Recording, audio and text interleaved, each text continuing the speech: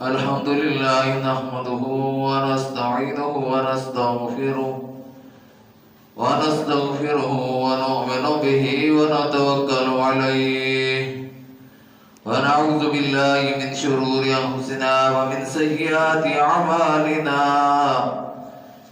من يهده الله فلا مضل له ومن يضلل فلا هادي له ونشهد أن لا إله إلا الله وحده لا شريك له ونشهد أن سيدنا وسندنا وشفيعنا وحبيبنا ومولانا محمدا عبده ورسوله صلى الله عليه وعلى آله وأصحابه وسلم تسليما كثيرا كثيرا أما بعد فأعوذ بالله من الشيطان الرجيم بسم الله الرحمن الرحيم والسابقون الأولون من المهاجرين والأنصار والذين اتبعوهم بإحسان رضي الله عنهم ورضوا عنه وقال الله تعالى في مقام آخر محمد رسول الله والذين معه أشداء على الكفار رحماء بينهم تراهم ركعا سجدا يبتغون فضلا من الله ورضوانا سيماهم في وجوههم من أثر السجود ذلك مثلهم في التوراة ومثلهم في الإنجيل كزرع أخرج شطأه فآزره فاستغلظ فاستوى على سوقه يعجب الزراع ليغيظ بهم الكفار وعد الله الذين آمنوا وعملوا الصالحات منهم مغفرة وأجرا عظيما قال النبي صلى الله عليه وسلم أصحابي كالنجوم فبأيهم اهتديتم حضرات گرامی السلام علیکم ورحمۃ اللہ وبرکاتہ۔ میں نے آپ کے سامنے دو مختلف مقامات سے قرآن مجید کی دو آیات تلاوت کی ہیں۔ ایک نبی پاک صلی اللہ علیہ وسلم کا ارشاد پیش کیا ہے۔ اللہ سے دعا اللہ مجھے قرآن و سنت کے مطابق بیان کرنے کی اور مجھے اور آپ کو سن کر عمل کی توفیق نصیب فرمائے۔ حضرات کرام، یہ قدر موجودہ دور فتنوں کا دور ہے۔ یہ وہ دور ہے جس میں حضرات صحابہ کرام رضوان اللہ تعالی علیہ اجمعین کی پگڑیاں اچھالی جاتی ہیں، ان کی عزت و ناموس پر حملے کیے جاتے ہیں، اور یہ سمجھا جاتا ہے کہ شاید ہم کوئی دینی فریضہ ادا کر رہے ہیں۔ لوگوں کو گمراہ کرنے کے بے شمار ذرائع موجود ہیں، ان ذرائع کو استعمال کر کے بے شمار لا تعداد نوجوان نسل کے اذہان کو گمراہ کیا جا رہا ہے۔ صحابہ کرام سارے کے سارے جنتی ہیں، اس میں کوئی دو رائے نہیں ہے، پوری امت کا اس پر اجماع ہے۔ ہاں، بعض لوگ ہیں جو بکواس کرتے ہیں صحابہ کے بارے میں کہ صحابی ہونا تو فضیلت کی بات نہیں، فضیلت کی بات یہ کہ آدمی کلمہ پڑھ لے اور مسلمان ہو جائے۔ حالانکہ یہ بات بالکل غلط ہے۔ آپ خود اندازہ کریں، وہ لوگ جنہوں نے نبی پاک صلی اللہ علیہ وسلم کے ساتھ مل کر اپنے مال قربان کیے، جانیں قربان کی، اپنے وطن چھوڑے، اپنی اولادیں قربان کی، اپنے خون کے دریا بہا دیے اور مخلص ہو کر اللہ کے نبی صلی اللہ علیہ وسلم کے ساتھ چلے، ان کے بارے میں ایسے الفاظ استعمال کرنا کتنی بڑی گمراہی اور کتنا بڑا غلط کام ہے، کتنا بڑا گناہ ہے۔ پھر یہی بات نہیں، صحابہ کے بارے میں بعض ایسے تلخ الفاظ استعمال کیے جاتے ہیں کہ جن سے ان لوگوں پر نبی کریم صلی اللہ علیہ وسلم کے ارشاد کے مطابق لعنت پڑتی ہے۔ نبی صلی اللہ علیہ وسلم نے من سب اصحابی، جو میرے صحابہ کو گالی دے فعلیہ لعنت اللہ والملائکۃ والناس اجمعین، اس پر اللہ کی لعنت، اللہ کے فرشتوں کی لعنت اور سارے لوگوں کی لعنت۔ وہ لعنتی لوگ ہیں جو صحابہ کے بارے میں غلط رائے رکھتے ہیں۔ تم کیا ہو؟ تمہیں کیا پتا کہ ان کی قدر کیا ہے، ان کی قیمت کیا ہے؟ اللہ نے قرآن مجید کی آیت سورہ فتح کی آیت میں جو میں نے آپ کے سامنے تلاوت کی ہے فرمایا کہ محمد رسول اللہ والذین معہ، محمد صلی اللہ علیہ وسلم کے رسول ہیں اور وہ جو ان کے ساتھ لوگ ہیں صحابہ کرام ہیں، اشداء علی الکفار، کفار کے مقابلے میں وہ بہت سخت ہیں، رحماء بینہم، آپس میں رحم دل ہیں۔ ان کی تعریف کرتے ہوئے آگے چل کر اللہ بیان فرماتے ہیں کہ نبی پاک صلی اللہ علیہ وسلم ان کو دیکھ کر اس طرح خوش ہوتے ہیں، قرآن کی آیت کا مفہوم ہے، اس طرح خوش ہوتے ہیں جس طرح کسان باہر نکل کر اپنی فصل کو دیکھتا ہے اور دیکھتا ہے کہ یہ فصل پرورش پا رہی ہے، فصل اگ رہی ہے، زمین زرخیز ہے، اچھی فصل تیار ہو رہی ہے، وہ دیکھ کر خوش ہوتا ہے۔ میرے نبی پاک صلی اللہ علیہ وسلم ان صحابہ کو دیکھ کر اس طرح خوش ہوتے ہیں۔ تم باتیں کرتے ہو آج کے دور میں پیدا ہونے والے، حضور نے فرمایا تھا ایسے لوگ پیدا ہوں گے قیامت کی شادیوں میں سے جو میرے صحابہ کو برا بھلا کہیں گے، ان کو متعاون کریں گے، اور پھر خود دین کا کوئی کام کرنا نہیں، دین کے لیے خود قربانی کا کوئی جذبہ نہیں۔ جن لوگوں نے قربانی کی ان کے کیڑے نکالنے، ان پر طنز کرنا، ان پر تان کرنا، زبانیں تان لان دراز کرنا قطعاً گناہ ہے، اور حضور صلی اللہ علیہ وسلم کے ارشاد کے مطابق لعنتی ہونا ہے۔ حضور صلی اللہ علیہ وسلم کی دعوت پر لبیک کہنے والوں میں حضرت علی رضی اللہ تعالیٰ عنہ بھی تھے، اور یہ ان لوگوں میں تھے جنہوں نے سب سے پہلے لبیک کہا، سب سے پہلے جنہوں نے دعوت قبول کی۔ حضرت علی رضی اللہ تعالیٰ عنہ کی جو شہادت ہے 21 رمضان مبارک کو ہوئی ہے، اس کے متعلق ہم زیادہ تفصیل کے ساتھ اس لیے نہیں بیان کر سکے کہ رمضان میں کچھ موضوعات ایسے ہوتے ہیں، آخر یہ قرآن کا نزول قرآن کا عشرہ ہے، لیلۃ القدر کا عشرہ ہے، رمضان کے کچھ بیانات کر رہے ہوتے ہیں، اس لیے ہمارے پاس اتنا وقت نہیں ہوتا، لیکن ہم اس کو چھوڑ بھی نہیں سکتے کہ حضرت ابوبکر صدیق رضی اللہ عنہ کا دن ہے تو ہم اس کے متعلق بات کریں، حضرت عمر رضی اللہ عنہ کا دن ہے اس کے متعلق بات کریں، حضرت عثمان غنی رضی اللہ عنہ کا دن ہے تو اس کے متعلق بات کریں، اور حضرت علی رضی اللہ عنہ کی شہادت ہو تو ہم خاموش ہو جائیں۔ حضرت علی رضی اللہ عنہ کو رکھنا اہل ایمان کا شیوا نہیں، سب صحابہ کے ساتھ محبت ہو، اہل ایمان کو سب کے ساتھ محبت کرنی چاہیے۔ اور یہ بھی کہ حضرت علی رضی اللہ تعالیٰ عنہ سابقین اولین میں، مردوں میں حضرت ابوبکر صدیق رضی اللہ تعالیٰ عنہ، عورتوں میں حضرت خدیجہ الکبریٰ رضی اللہ تعالیٰ عنہ، غلاموں میں حضرت زید رضی اللہ تعالیٰ عنہ، باندیوں میں حضرت ام ایمن رضی اللہ تعالیٰ عنہ، اور بچوں میں حضرت علی رضی اللہ تعالیٰ عنہ۔ ایمان لانے والوں میں سب سے اول لوگ تھے۔ حضور صلی اللہ علیہ وسلم کے سگے چچا ابو طالب کے بیٹے تھے، اور ابو طالب کی وفات کے بعد ان کی پرورش نبی کریم صلی اللہ علیہ وسلم نے خود کی ہے۔ حضور صلی اللہ علیہ وسلم کے زیر سایہ رہ کر پلنے والے، حضور صلی اللہ علیہ وسلم ان کی تربیت کرنے والے، دن رات نبی پاک صلی اللہ علیہ وسلم کے پاس گزارنے والے حضرت علی رضی اللہ تعالیٰ عنہ۔ پھر سب سے بڑی بات یہ کہ اپنی چہیتی بیٹی، چھوٹی بیٹی حضرت فاطمہ رضی اللہ تعالیٰ عنہ، جن کے بارے میں نبی صلی اللہ علیہ وسلم نے کہا کہ الفاطمہ سیدۃ نساء اہل الجنہ، فاطمہ جنت کی عورتوں کی سردار ہوں گی، ان جنت کی عورتوں کی سردار کے ساتھ نبی کریم صلی اللہ علیہ وسلم نے حضرت علی رضی اللہ عنہ کا نکاح کیا۔ حضرت علی رضی اللہ عنہ کے ساتھ فاطمہ رضی اللہ تعالیٰ عنہ کا نکاح کیا، تو یہ بھی شرف حضرت علی رضی اللہ عنہ کو حاصل ہے۔ کئی صحابہ کی خواہش تھی کہ ہم حضور صلی اللہ علیہ وسلم کے داماد بن جائیں، لیکن یہ شرف اللہ تعالیٰ نے حضرت علی رضی اللہ عنہ کو بخشا کہ وہ حضور صلی اللہ علیہ وسلم کے داماد بھی ہیں۔ ہجرت کی رات کے وقت یہ واقعہ بڑا مشہور ہے، ہر ایک آدمی کو معلوم ہے۔ حضرت علی رضی اللہ تعالیٰ عنہ وہ شخصیت ہیں جن کو ہجرت کی رات کے وقت جب آپ صلی اللہ علیہ وسلم ہجرت کر کے جا رہے تھے، مکہ چھوڑ کر مدینہ جا رہے تھے، اس رات اپنے بستر پر، نبی کے بستر پر کون موجود تھا؟ حضرت علی رضی اللہ تعالیٰ عنہ۔ ان کی ڈیوٹی لگائی تھی کہ جو امانتیں میرے پاس ان لوگوں کی ہیں جو میرے خون کے پیاسے ہیں، صبح کے وقت جب حالات درست ہو جائیں تو یہ امانتیں ساری ان کے پاس کر کے ان کو دے کر پھر ہجرت کے لیے آ جانا۔ تو حضرت علی رضی اللہ عنہ کی یہ ڈیوٹی لگائی کہ وہ امانتیں ان لوگوں کو دے دیں اور بہت جلد پھر مدینہ منورہ پہنچ جائیں۔ صحابہ کرام میں جو لوگ اعلیٰ درجہ کے فصیح و بلیغ اور اعلیٰ درجہ کے مقرر اور خطیب تھے، ان میں حضرت علی رضی اللہ عنہ کا بڑا مقام حاصل تھا۔ حضرت علی رضی اللہ عنہ کو نمایاں مقام حاصل تھا۔ پھر ان کے اندر قوت فیصلہ تھی، قوت فیصلہ کی صلاحیت تھی۔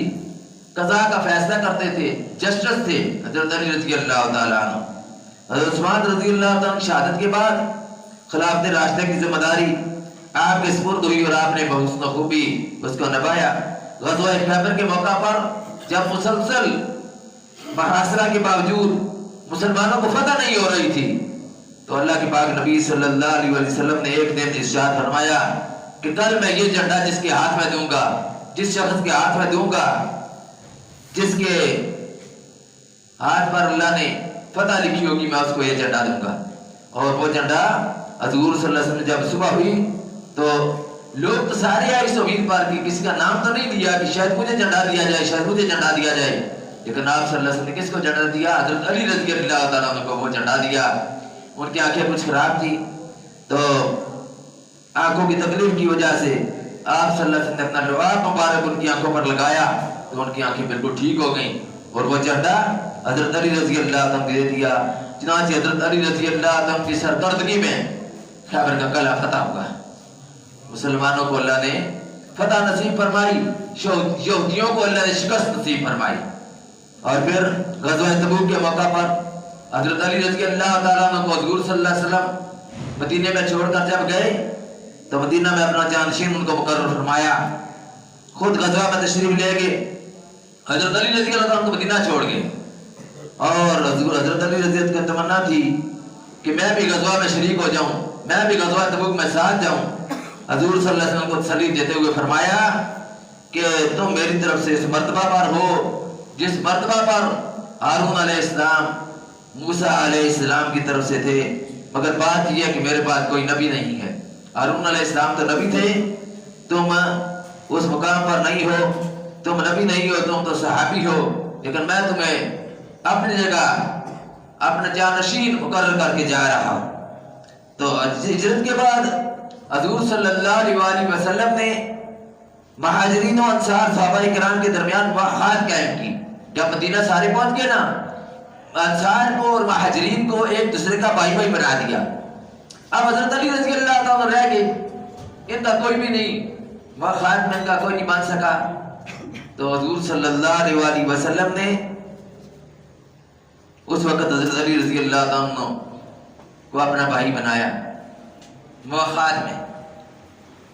حضرت علی رضی اللہ عنہ نے کیا کہ یا رسول اللہ صلی اللہ علیہ وسلم اخیت بین اصحابک ولم تواخی بینی و بین اخت، کہ آپ نے اپنے اصحاب کے درمیان مواخات قائم کی ہے، انصار اور مہاجرین کو بھائی بھائی بنایا ہے، لیکن میری اور کسی اور کے درمیان مواخات نہیں قائم کی۔ تو حضور صلی اللہ علیہ وسلم آیا کہ انت اخی فی الدنیا والآخرہ، کہ تم میرے دنیا میں بھی بھائی اور آخرت میں بھی۔ تو ترمذی کی روایت میں حضور صلی اللہ علیہ وسلم نے ارشاد فرمایا کہ ان علی منی وانا منہ وهو ولی کل مؤمن، بے شک علی مجھ سے ہے اور میں علی سے ہوں، اور ہر وہ مومن اور وہ ہر مومن کے دوست ہیں۔ حضرت علی رضی اللہ عنہ نے فرمایا کہ ہر مومن کے دوست ہیں، اور مسلم شریف کی روایت میں ہے کہ جو حضرت علی رضی اللہ عنہ سے محبت وہی رکھے گا، حضرت علی رضی اللہ عنہ سے محبت وہی رکھے گا جو مومن ہوگا، اور علی سے بغض وہی رکھے گا جو منافق ہوگا۔ صحابہ کرام کے درمیان تفریق علیہ ایمان کو نہیں کرنی چاہیے۔ تو یہ بات ہر ایک جانتا ہے کہ حضرت علی رضی اللہ عنہ کی ذات کو لے کر کلمہ کو یعنی اسلام کے دو گروہ ہو گئے ہیں۔ ایک وہ ہیں جو غلو کرتے ہیں، حتیٰ کہ روافض کی عقیدہ یہ بھی ہے کہ نعوذ باللہ حضرت علی رضی اللہ عنہ محبت میں گمراہ ہو کر وہ کہتے ہیں کہ نعوذ باللہ حضرت علی جو ہے وہ اللہ ہے، خدا ہے۔ یہ گمراہی ہے، محبت نہیں ہے۔ یہ تو دو گروہ ہو گئے، ایک روافض، دوسرے خوارج۔ حضرت علی رضی اللہ عنہ سے بغض رکھنے والے خوارج، محبت میں حد سے زیادہ بڑھنے والے روافض۔ تو یہ دو گروہ ہو گئے۔ تو اعتدال کی راہ دونوں کے درمیان میں ہے، اعتدال کی راہ، خیر الامور اوسطها، درمیانی چال، اعتدال کی چال بہتر ہے۔ یہ اعتدال کی راہ کیا ہے؟ محبت میں بھی اندھے نہ ہو جاؤ، مخالفت میں بھی اندھے نہ ہو جاؤ، درمیان رہو۔ حضرت علی رضی اللہ عنہ کا جو رتبہ ہے احادیث نبویہ میں، اقوال سلف میں وہ واضح ہے۔ جو ان کا مقام اور مرتبہ ہے، تو اس کو گھٹا دینا بھی مناسب نہیں، اس کو بڑھا دینا بھی مناسب نہیں۔ احترام اور محبت جس حد تک ہے وہیں تک رکھیں، ہر ایک کا اپنا ایک ایک مقام ہوتا ہے، اس کو اس کے مقام تک رکھیں، یہی درمیانی راہ ہے، یہی اعتدال کی روش ہے، اسی میں فلاح اور کامرانی ہے، اور یہی راستی اور حق پرستی ہے۔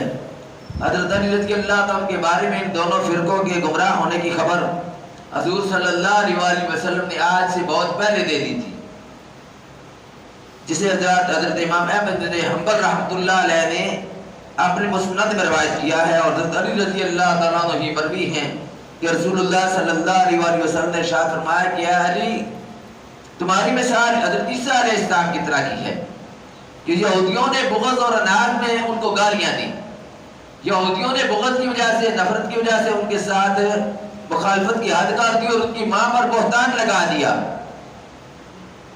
اور نصارہ نے، عیسائیوں نے ان سے محبت کی وجہ سے ان کو اللہ کا بیٹا قرار دے دیا۔ تو فرمایا کہ علی رضی اللہ عنہ فرمایا کہ میرے متعلق بھی دو گروہ ہوں گے، جو مجھ میں سے جو ایسے ہوں گے کہ ان کا میرے ساتھ کوئی تعلق نہیں ہے، کیونکہ وہ دونوں گروہ، ایک حد سے بڑھنے والا، غلو کرنے والا، محبت میں اندھا ہونے والا، اور دوسرا بغض رکھنے والا، میری دعوت میں مجھ پر بہتان لگانے والا گروہ ہوگا۔ تو یہ دونوں گروہ جو ہیں مجھ سے نہیں ہیں۔ حضرت علی رضی اللہ عنہ کی نفی ان کی کر دی، تو روافض حضرت علی رضی اللہ عنہ کی محبت میں غلو کا شکار ہو کر، محبت میں اندھے ہو کر، یہاں تک کہ روافض کے ایک فرقے نے حضرت علی رضی اللہ عنہ کو خدا مان لیا ہے، کہتے ہیں حضرت علی خدا ہے، اور جو فرقہ کم سے کم غلو کرنے والا ہے وہ بھی حضرت علی رضی اللہ عنہ کو صفات میں رسول اللہ صلی اللہ علیہ وآلہ وسلم کی مثل قرار دیتا ہے کہ نعوذ باللہ حضور صلی اللہ علیہ وسلم کی مثل ہے، اور یہ فرقہ اثنا عشریہ ہے۔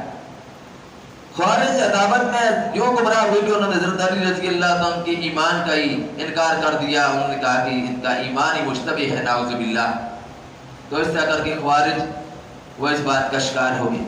بہرحال صحیح راستہ وہی ہے جو اہل سنت والجماعت کا راستہ ہے، وہ راستہ یہ ہے کہ اتنا بڑھاوا نہ دیا جائے کہ ان کا جو مقام ہے اس کو اٹھا کر رسول اللہ صلی اللہ علیہ وسلم کے مقام تک لے جایا جائے، یا باقی صحابہ کے مقام سے بلند ترین لانے کی کوشش کی جائے۔ بے شک بعض لوگ جو اپنے آپ کو اہل سنت کہتے ہیں، ان میں ایسے لوگ موجود ہیں جو ان کا مقام اور مرتبہ بڑھانے کی کوشش کرتے ہیں، باقی صحابہ کا نام نہیں لیتے۔ حضرت امیر معاویہ رضی اللہ عنہ کا نام لیتے ہوئے وہ ان کو گالیاں بھی دے دیتے ہیں، نعوذ باللہ من ذالک، حالانکہ ایسا نہیں کرنا چاہیے، صحابہ کرام کے متعلق ایسے بکواسات نہیں کرنے چاہیے جو لوگ کرتے ہیں۔ حضرت امیر معاویہ رضی اللہ تعالیٰ عنہ بھی حضور صلی اللہ علیہ وسلم کے صحابی ہیں، ان کا نام بھی جب ہم لیتے ہیں تو رضی اللہ تعالیٰ عنہ کہتے ہیں، ان کا بھی ایک مقام ہے، حضور صلی اللہ علیہ وآلہ وسلم کے سالے ہیں، ان کی ہمشیرہ ہیں حضور صلی اللہ علیہ وسلم کے ساتھ، حضرت ام حبیبہ رضی اللہ تعالیٰ عنہ، ان کا بھی ایک مقام ہے۔ پھر حضور صلی اللہ علیہ وسلم کے بعد انہوں نے جو جنگیں کی، جو جہاد کیا، جو علاقوں پر علاقے فتح کیے، اسلام میں ان کو داخل کیا، پہلا اسلامی بحری بیڑا بنایا، اور اس کے ذریعے مسلمانوں کو اسلام کا کفار کے ساتھ جنگیں کی، اور مسلمانوں کے ساتھ مل کر کفار کے ساتھ جو جنگیں کی، بے شمار علاقے فتح کیے، بے شمار علاقے فتح کیے، اللہ نے مسلمانوں کو فتح سے امکنار کیا، ان کا ایک مقام۔ اب مسلمانوں نے تقسیم کر دیا ہے صحابہ کرام کے درمیان اپنی محبت کو، اپنی عقیدت کو، کوئی حضرت امیر معاویہ رضی اللہ عنہ محبت کو اپنا ایمان سمجھتا ہے، کوئی حضرت علی رضی اللہ عنہ محبت کو اپنا ایمان سمجھتا ہے۔ اصل میں صحابہ کی جو آپس میں دو لڑائیاں ہوئی ہیں ان کو انہوں نے ایشو بنا کر اس میں اپنے آپ کو تقسیم کر لیا ہے، جنگ جبل اور جنگ صفین۔ ہم یہ اس لیے لوگوں کے سامنے بیان نہیں کرتے کہ ان مسائل میں لوگوں کو الجھا دیں گے اگر، تو عملی میدان میں لوگ صفر ہو جائیں گے۔ لوگ تو پہلے ہی نماز نہیں پڑھتے، لوگ تو پہلے ہی قرآن کی تلاوت نہیں کرتے، لوگ تو پہلے ہی اس طرح کر کے دین کے ساتھ وہ رویہ ان کا نہیں ہے جس طرح ہونا چاہیے۔ تو اس طرح کے مسائل میں اگر ہم لوگوں کو مزید الجھا دیں گے تو پھر یہ تو اور زیادہ بدعملی کا شکار ہو جائیں گے۔ اور یاد رکھیں، جو آدمی اس طرح کے مسائل میں زیادہ الجھتا ہے وہی بدعملی کا شکار زیادہ ہوتا ہے۔ لوگوں کو نماز کے متعلق بتائیں، ان کو دین کی تعلیم دے، پاکی ناپاکی کے مسائل بتائیں، تو یہ بھی بے شمار مسائل ہیں جن کا لوگوں کو علم ہی نہیں۔ یہ بات بالکل ایسے ہے کہ جیسے ایک آدمی جو ہے پہلی دوسری کلاس کی تو تعلیم حاصل نہ کرے، ایک دم جا کر کہے کہ میں پی ایچ ڈی کرنا چاہتا ہوں، ایسی کیفیت نہیں ہونی چاہیے۔ دین کی پہلے بنیادی مسائل سیکھو، صحابہ کرام کا ادب و احترام سیکھو، ان مقدس ہستیوں کی قربانیوں کو دیکھو، اور اس کے بعد پھر جا کر جو تم بات کرنا چاہتے ہو اپنی بات درمیان میں رکھو۔ جو صحابہ کی لڑائیاں ہوئی ہیں وہ بھی سب کو معلوم ہے، حضرت علی رضی اللہ تعالیٰ جو قربانیاں ہیں وہ بھی سب کو معلوم ہے۔ حضرت علی رضی اللہ تعالیٰ کی وہ خیبر کے موقع پر جو واقعہ ہوا کہ خیبر کا قلعہ انہوں نے فتح انہوں نے کیا، باقی صحابہ موجود تھے، اللہ نے یہ شرف ان کو نصیب فرمایا۔ حضرت بکر صدیق رضی اللہ تعالیٰ کا مقام حضرت علی رضی اللہ تعالیٰ کو نہیں دیا جا سکتا، لیکن لوگ کیا کرتے ہیں، وہ عام طور پر ہمارے سنی لوگوں نے بھی قوالیاں لگائی ہوتی ہیں، دمادم مست قلندر علی دا پہلا نمبر، حالانکہ یہ زیادتی ہے۔ جن کا جو مقام نبی کریم صلی اللہ علیہ وسلم نے رکھا ہے وہی مقام ان کو دینا چاہیے۔ پھر یا علی مدد کہنا، پھر میری کشتی پار لگا دینا، مولا علی شیر خدا، ان کو شرک تک یہاں تک لے جانا، اور ان کو مشکل کشا، علی مشکل کشا، علی حاجت روا ماننا، یہ بھی گناہ ہے۔ ان کا جو مقام ہے اس مقام تک رکھو، اس مقام سے بڑھانا، وہ مقام ان کا بڑھا کر اوپر لے جانا، یہ بھی زیادتی ہے، یہ بھی گناہ ہے، یہ شرک ہے۔ اس کے بارے میں قیامت کے دن اللہ کے یہاں جواب دہی ہوگی۔ وہ حضرت علی رضی اللہ تعالیٰ عنہ نماز میں کیا پڑھتے تھے؟ ایاک نعبد و ایاک نستعین، یا اللہ ہم تیری بات کرتے ہیں اور تجھ سے مدد مانگتے ہیں۔ علی مدد مانگ رہے ہیں اللہ سے، اور ہم مانگ رہے ہیں مدد علی سے، اور نبی مدد مانگ رہے ہیں اللہ سے، نبی کریم صلی اللہ علیہ وسلم کے اللہ سے مدد مانگ رہے ہیں۔ ایاک نعبد و ایاک نستعین، نبی صلی اللہ علیہ وسلم نہیں پڑھا نماز میں، سارے پڑھتے رہے ہیں، سب اللہ سے مدد مانگتے رہے ہیں۔ سبق بھی سب نے یہ کیا کہ اللہ سے مدد مانگو، ہم نے ان سے مدد مانگنی شروع کر دی، ان کو مشکل کشا ماننا شروع کر دیا، ان کو حاجت روا ماننا شروع کر دیا، محبت میں اندھے ہو گئے، اور اسی طرح کر کے صحابہ کرام کی آپس کی لڑائیوں کی وجہ سے ہم دوسرے لوگوں کے ساتھ نفرت بغض رکھنے میں بھی اندھے ہو گئے۔ حضرت امیر معاویہ رضی اللہ عنہ بغض رکھنا، یہ ہماری کیا جال ہے کہ ہم اس طرح کے مسائل میں الجھ کر صحابہ کے ساتھ، صحابہ کے منصب کے ساتھ اس طرح کھیلنے اور ان کے ساتھ بغض اور ان کے ساتھ نفرت کا اظہار کریں۔ ہم کون ہوتے ہیں؟ ہماری کیا قربانیاں دین کے لیے؟ ان لوگوں نے پھر قربانیاں تو دی ہیں نا، اپنے اعمال کے وہ اللہ کے جواب دہ ہوں گے، لیکن ہر ایک آدمی کو اس میں حصہ دار بننا، ہر ایک آدمی کو اس میں آگے بڑھ کر ان کی جو مقام ہے، مقدس مقام ہے ان کا، رضی اللہ عنہم ورضوا عنہ، اس پر حملہ آور ہونا ہر ایک آدمی کا کام نہیں ہے۔ اس لیے اہل ایمان میں علماء موجود ہیں، یہ علماء کی جو مسائل ہیں وہ عام بندے ڈسکس کرتے ہیں، جن کو وضو اور طہارت کے مسائل کا پتہ نہیں ہوتا، جن کو نماز کے مسائل کا پتہ نہیں ہوتا، یہ ان کو ڈسکس کرنے والے مسائل بھی نہیں ہیں۔ حضرت علی رضی اللہ عنہ کی جو قربانیاں ان میں سے ایک واقعہ سناؤں گا، اس کے بعد پھر ہم اپنا جو ہے ختم کرتے ہیں۔ حضرت علی رضی اللہ عنہ جنگ خندق کے موقع پر، آپ کو معلوم ہے خندق کی جنگ جب ہوئی تھی، اس موقع پر صحابہ کرام باقی بھی موجود، کفار موجود تھے، مسلمانوں نے خندق کھود دی۔ مسلمان جو خندق کھود دی وہ 30 فٹ چوڑی تھی، 30 فٹ چوڑی تھی، 20 فٹ گہری تھی، 22 فٹ گہری تھی۔ اس خندق کو پار کرنے کے لیے تاکہ کفار نہ آ سکے مسلمانوں کی طرف، وہ عمر بن عبد ود تھا، بہت بڑا شاہ سوار تھا، 100 جنگیں اس نے کی تھی مسلمانوں کے خلاف۔ وہ جب لڑنے کے لیے آیا، سارے کفار ادھر تھے، مسلمان خندق کے پار تھے، اس نے اپنے گھوڑے کو تیز رفتاری کے ساتھ لے کر آیا، اور اس نے آ کر اس کی ایسے کام کھینچی، اس کو یوں کر کے وہ کراس کر دیا، خندق کو کراس کر گیا۔ 30 فٹ چوڑی خندق کو گھوڑا وہ کراس کر کے مسلمانوں کے مجمع میں داخل ہو گیا۔ صحابہ کرام موجود ہیں، دیکھ رہے ہیں، تو اب کوئی بھی اس کا مقابلہ کرنے کے لیے وہاں پر ابھی موجود نہیں ہے، کیونکہ جنگ مبارزت ہوتی تھی اس وقت، جو جنگ کے لیے دعوت دیتا تھا جس کو وہی جنگ کرتا تھا، دوسرا نہیں لڑائی کرتا تھا۔ اب یہ وہاں پر پہنچ تو گیا، وہاں پر جا کر کہنے لگا آدمی مبارز کہ ہے کسی کو مرنے کا شوق تو آ جائے، میرے ساتھ جنگ کرے۔ تو حضرت علی رضی اللہ عنہ نے حضور صلی اللہ علیہ وسلم سے فرمایا کہ مجھے اجازت دیجیے۔ آپ سے فرمایا کہ نہیں، تم بیٹھ جاؤ۔ پھر اس نے کچھ وقت کے بعد کہا کہ وہ جنت کی عاشقوں، جنت کو چاہنے والوں، ہر میں مبارز ہے کہ تم ایسے جنگ کرنے والا، میرے ساتھ لڑائی کرنے والا، میرے ساتھ لڑائی کرو، آئے کوئی جو شہید ہونا چاہتا ہے، جو جنت میں جانا چاہتا ہے۔ حضرت علی رضی اللہ عنہ نے پھر کہا یا رسول اللہ مجھے اجازت دیجیے۔ حضور نے اجازت نہیں دی۔ تیسری مرتبہ پھر اس نے یہی بات کہی کہ ہے کوئی جنت کا عاشق، کوئی جنت کا طلبگار، جس کو میں جنت میں پہنچا دوں، جس کو میں مار دوں، میرے ساتھ لڑائی کرے، میں آ گیا ہوں تمہارے مجمع میں، اتنے مجمع میں کوئی بھی نہیں ہے جو میرے ساتھ لڑائی کرے۔ حضرت علی رضی اللہ عنہ پھر تیسری مرتبہ بھی حضور صلی اللہ علیہ وسلم سے فرمایا کہ یا رسول اللہ مجھے جانے دیجیے، اس کا مقابلہ کرنے دیجیے۔ حضور صلی اللہ علیہ وسلم نے حضرت علی رضی اللہ عنہ کو اجازت دے دی۔ پہلے تو کہا تھا کہ بیٹھو، وہ نہیں رہے تھے، اجازت دے دی، لیکن ساتھ دعا بھی فرمائی کہ یا اللہ علی کی مدد فرمانا، اس ماں کی بہنی کی مدد فرمایا.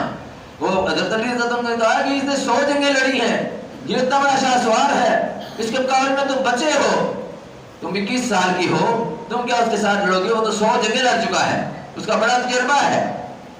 اب جب لڑائی شروع ہو گئی تو جب لڑائی شروع ہوئی تو یہ بچے تھے. حضرت علی رضی اللہ عنہ نے شعر پڑھا جس کا ترجمہ مفہوم یہ ہے کہ میں وہ ہوں جس کا نام میری ماں نے حیدر رکھا ہے, یعنی شیر میری ماں نے میرا نام رکھا ہے, یعنی شیر جو جنگل کا شہنشاہ ہوتا ہے میں وہ ہوں, میں تمہارے مقابلے کے لیے آیا ہوں. اس نے پہلے تو کہا کہ تم کون ہو؟ عبد مناف ہو؟ انہوں نے کہا نہیں میں عبد مناف نہیں. وہ پیچھے چلا گیا نا کہ پیچھے خاندان جو ہے, تو حضرت انہوں نے کہا کہ میں عبد ابی طالب ہوں, ابو طالب کا بیٹا ہوں. اس نے کہا اچھا تم میرے بھتیجے ہو, تو میرے ساتھ لڑنے کے لیے آئے ہو, قتل ہو جاؤ گے, لڑو گے میرے ساتھ؟ اس نے کہا لڑوں گا, میں تجھے قتل کروں گا, میں تجھے ماروں گا. اب جب یہ وارثہ شروع ہوا تو حضرت علی رضی اللہ عنہ نے شعر پڑھا تھا, اس کا مفہوم یہ بھی تھا کہ میری تلوار ناک تول کر حملہ کرتی ہے اور سر کی کھوپڑیاں اڑا دیتی ہے.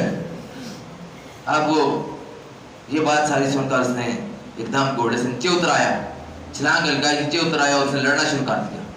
جب شام کی ذرا لڑائی ہوئی, غبار وغیرہ اٹھا, دھول اٹھی, بندے نظر نہیں آ رہے, دونوں دھول والے میدان تھا. اب یہ نہیں معلوم ہو رہا تھا کہ کیا ہو گیا. حضور صلی اللہ علیہ وسلم سے دعا کی کہ یا اللہ اس مار کے میں علی کی مدد فرمانا. اللہ کے نبی سے کی دعا قبول ہوئی. پہلے تو اس نے وار کیا حضرت علی رضی اللہ عنہ پر, سر سے ترچھا ہو کر کندھے پر لگا, تلوار کندھے پر لگی حضرت علی رضی اللہ عنہ کو. پھر حضرت علی رضی اللہ عنہ کو اس کی طرف وار ضبط کیا, اس کی ڈال کو ایسے مارا, تلوار سے ڈال ٹوٹ گئی, اس کے سر کی کھوپڑی کے درمیان سے تلوار گزر کر نیچے ہو گئی, یعنی کہ سر کی کھوپڑی جو ختم ہوگی, اڑ گئی اور وہ نیچے گر گیا. اللہ نے اس طرح کر کے مسلمانوں کو فتح نصیب فرمائی. اور خندق کے موقع پر یہ فتح بھی جو عمر بن عبد ود کو شکست دینے کی فتح تھی, اس میں بھی حضرت علی رضی اللہ عنہ کا نام سر فہرست آیا. یہ ساری شخصیات جو ہیں ان کے اپنے اپنے کارنامے ہیں. اللہ تعالیٰ نے سب کو یہ بات فرمائی ہے, ان سب کو رضی اللہ عنہ برضو عنہ. ہمیں چاہیے کہ ہم ان کے نقش قدم پر چلیں. ان کی سیرت کا بیان کرنے کا مفہوم یہ ہوتا ہے کہ ایسے دور میں جو فتنوں کا دور ہو, جن میں صحابہ کرام کی عظمت اور ناموس پر حملے کیے جا رہے ہوں, اس دور میں ان کی بات کرنا بہت بڑی بات ہے, اور کرنے کا حکم بھی ہے کہ ان کی عزت, ان کی ناموس کی اس وقت بات کی جائے. اب قومی اسمبلی میں بھی یہ بل پاس ہو چکا ہے, منظور ہو چکا ہے کہ صحابہ کی عظمت, ان کی ناموس کی توہین جو کرے گا اس کو سزا دی جائے گی. لیکن بعض لوگ جو ہے ان کی محافظ ایجنسیاں ہوتی ہیں, اسٹیبلشمنٹ محافظ ہوتی ہے, ان کو سزا بھی نہیں ہوتی, وہ گستاخیاں بھی کرتے رہتے ہیں اور کھلم کھلا گستاخیاں کرتے ہیں. ان کے خلاف پرچے بھی نہیں کٹے جا سکتے. اس لیے اہل ایمان کے ایمان کا یہ تقاضا ہے, خاص طور پر نوجوان نسل, یہ میڈیا, سوشل میڈیا کا شکار نہ ہو جائے, اپنے آپ کو سوشل میڈیا کے حوالے نہ کر دے. سب سے پہلے دین کا مطالعہ کرے, اپنے پاس کتابوں کی لائبریری رکھے, اس کا مطالعہ کرے. نہ یہ کہ وہ موبائل سے دیکھ کر جس کو دیکھا اسی کے ہو کر رہ گئے, پھر جب دیکھتے ہیں تو پھر ایک ہی کو دیکھتے ہیں. شیعہ کو دیکھ رہی ہے تو شیعوں کو ہی دیکھیں گے, جو شیعوں کو مرزائی کو جو دیکھ رہا ہے وہ مرزائی کو ہی دیکھے گا, جو اسلام کے خلاف زہر کرنے والے کو دیکھے گا وہ اسی کو ہی دیکھنا چلا جائے گا. اس کے دل و دماغ کے اندر وہ زہر سرایت کرتا چلا جائے گا, اور پھر وہ خود بھی گمراہ ہو جائے گا, معاشرے کے اندر باقی لوگوں کو بھی گمراہ کرنے کی کوشش کرے گا. اور شو آواز کا وقت ہے, یہ فتنوں کا دور ہے, اپنے آپ کو محفوظ کرنے کی کوشش کریں, اپنے گھروں پر نظر رکھیں, اپنے نوجوانوں پر نظر رکھیں. اللہ سے دعا اللہ میں عمل کی توفیق نصیب فرمائے.